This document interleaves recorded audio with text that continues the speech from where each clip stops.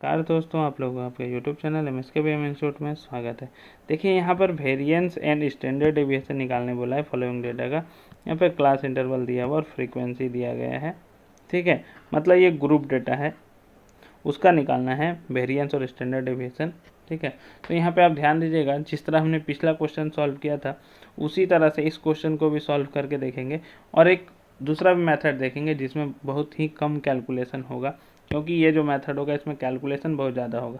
लेकिन आप लोग साइंटिफिक कैलकुलेटर लेके जाएंगे तो कैलकुलेशन का वैसा कोई दिक्कत नहीं है, तो आप ये भी फार्मूला यूज कर सकते हैं। मैं इस वीडियो में दोनों तरीका बताऊंगा, आपको जो तरीका बेस्ट लगे, जो आपको आसान लगे वो अप्लाई करके रखना है। तो देखिए, पहले क्लास दिया हुआ और एफ दिया हुआ है। ठीक है, तो हम लोग पहले एक्स निकाल लेते हैं। एक्स मतलब मिड वैल्यू 0 और 10 का मिड वैल्यू कितना होगा, 0 + 10 डिवाइडेड बाई 2। 10 + 20 का कितना हो जाएगा, 10 से 20 का 10 + 20 डिवाइडेड बाई 2। इस तरह करके हम क्या निकालेंगे, एक्स निकालेंगे। ठीक है, अब एक्स हम लोगों का कैलकुलेट हो चुका है। अब यहाँ पे क्या करेंगे, देखिए मीन तो ऐसे इस क्वेश्चन में नहीं पूछा है, आप मीन भी यहाँ पे निकालना पड़ेगा। क्यों, क्योंकि आप इस मेथड का यूज कर रहे हैं। ठीक है, अगला जो मैं मेथड बताऊंगा उसमें आप मीन नहीं भी निकालेंगे तो चलेगा, लेकिन यदि क्वेश्चन में लिख देगा कि मीन भी कैलकुलेट करना है तो आपको तो कैलकुलेट करना पड़ेगा। तो FI निकालना है, तो FI मतलब ये दोनों को मल्टीप्लाई करना है और जो आएगा उसका सम निकालना है। तो सम आ गया 3400 और इधर FI का जो सम है इधर वो कितना आ चुका हम लोग का 130। तो यहाँ से हम लोग का मीन निकल जाएगा 26.15। अब देखिए यहाँ पे जो ये मीन निकला वो हो गया 26.15। ठीक है, अब ये 26.15 है, XI माइनस करना है। तो XI कितना है, देखिए यहाँ पे 5 है, तो XI 5 है। 5 - 26.15 करने हैं। 5 - 26.15 जब हम करेंगे तो हम लोग का कितना आएगा 21.15 माइनस साइन के साथ।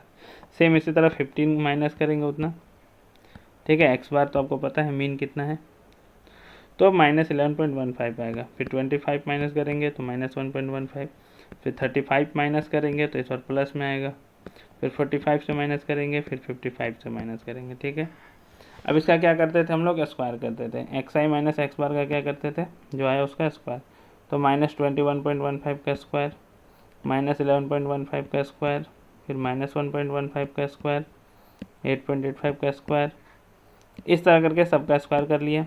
अब जो आता था उसको किससे मल्टीप्लाई करते थे, तो अब गौर कीजिए, आप बोलेंगे तो जो आता था उसको हम लोग मल्टीप्लाई करते थे FI के साथ। तो FI के साथ हम लोग मल्टीप्लाई करेंगे। देखिए FI यहाँ पर है, इस दोनों को मल्टीप्लाई करेंगे, मतलब यहाँ पे जो 13 है और यहाँ पे जो 447.32 है इसको मल्टीप्लाई करेंगे तो इतना आएगा। सेम उसी तरह 46 को इससे मल्टीप्लाई करेंगे तो इतना आएगा। इस तरह से A16 को 1.32 से, A31 को 78.32 से, फिर 16 को 355.32 से, फिर 8 को इस तरह से सबसे क्या करेंगे हम मल्टीप्लाई करेंगे। अब क्या करना है हमको, इसका समेशन निकालना है। तो summation of FI into XI minus X bar का होल स्क्वायर, यदि हम सबको ऐड करेंगे, देखिए साइंटिफिक कैलकुलेटर है, आसानी से ऐड हो जाएगा हम लोग का। तो ऐड जब करेंगे तो इतना आ गया हम लोगों के पास। अब ऐड करने से इतना आ गया, तो हमने अभी देखा था कि वेरिएंस ऑफ एक्स क्या होता है, summation of this divided by n, मतलब समेशन ऑफ FI। तो वही काम हम लोग यहाँ पे करेंगे। वेरिएंस ऑफ एक्स बराबर summation of divided by n जो था वो क्या था, समेशन ऑफ FI था।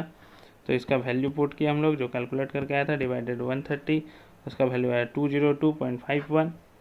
अब इसका स्टैंडर्ड डेविएशन क्या होता है, plus of √ variance of x. ठीक है, तो यहाँ पर जब हम लोग पुट करेंगे तो यहाँ पर आ जाएगा √ऑफ 202.51। कैलकुलेटर का यूज करेंगे हम लोग स्क्वायर रूट निकालने के लिए, कितना आ जाएगा 14.23 आ जाएगा।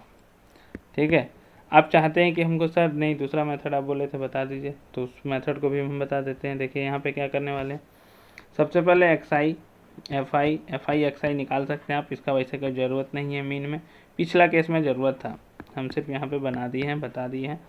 आप ये नहीं भी लिखेंगे तो इस केस के लिए ज़रूरत नहीं है, FI XI का ज़रूरत इस केस के लिए नहीं है। डायरेक्ट आपको DI निकालना है।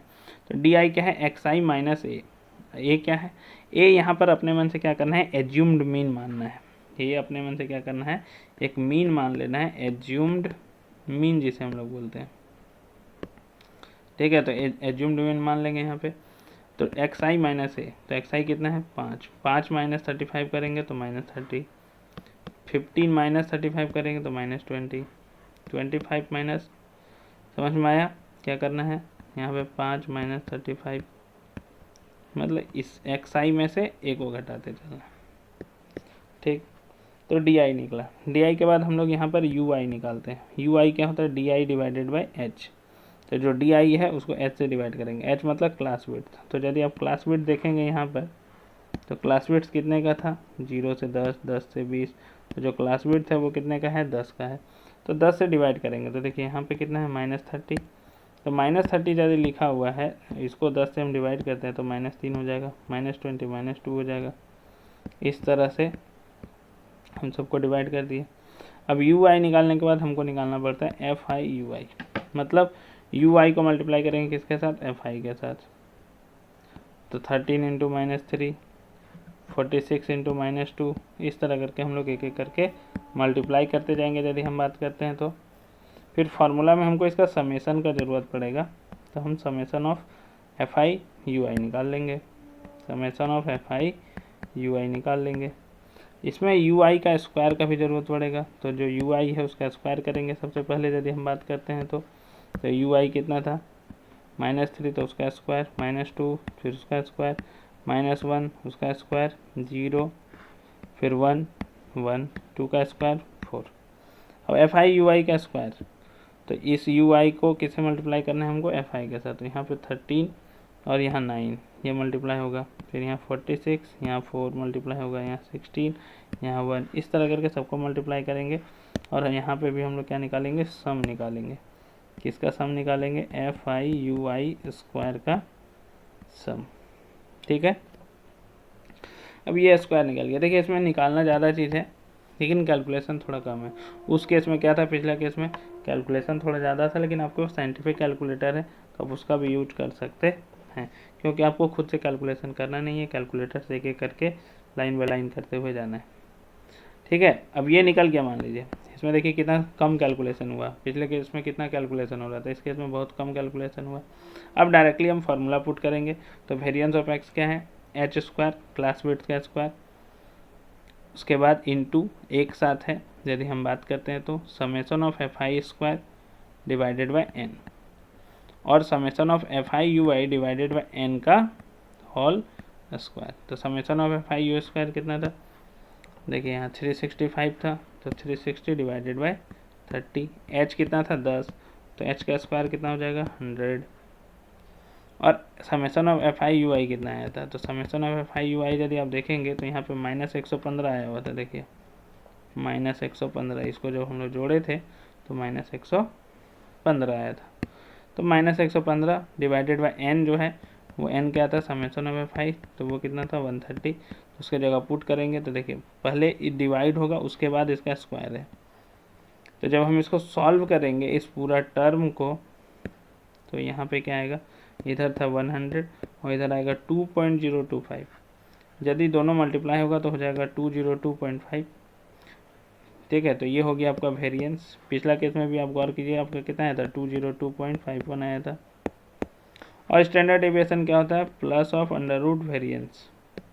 तो plus of under root variance यदि हम बात करते हैं तो अंडर रूट वेरिएंस 202.5 करेंगे तो 14.23 आ जाएगा। इस तरह से आपका वेरिएंस और स्टैंडर्ड डेविएशन कैलकुलेट हो गया। अब दोनों में से कोई भी मेथड यूज कर सकते हैं, ठीक है, लेकिन कोशिश ज़रूर कीजिएगा क्योंकि आपका एग्ज़ाम में आया हुआ क्वेश्चन है। ठीक है, तो यदि आप जितना भी क्वेश्चन इसमें बताया गया स्टैटिस्टिक्स का, इससे पहले भी सारा क्वेश्चन देख लेते हैं, तो आप मान के चलिए कि कल आपका 16 मार्क्स एग्ज़ाम में कंफर्म आने ही वाला है। ठीक है, इसको अच्छे से प्रैक्टिस कर लीजिएगा। आप लोग के लिए एग्ज़ाम के लिए ऑल द बेस्ट। हम लोग फिर मिलेंगे अगले वीडियो में, तब तक के लिए धन्यवाद। यदि चैनल में अपने हैं तो चैनल को सब्सक्राइब करना ना भूलें। आपको ये वीडियो कैसा लगा आप हमें कमेंट के माध्यम से बता सकते हैं। ठीक है, वीडियो देखने के लिए बहुत बहुत धन्यवाद।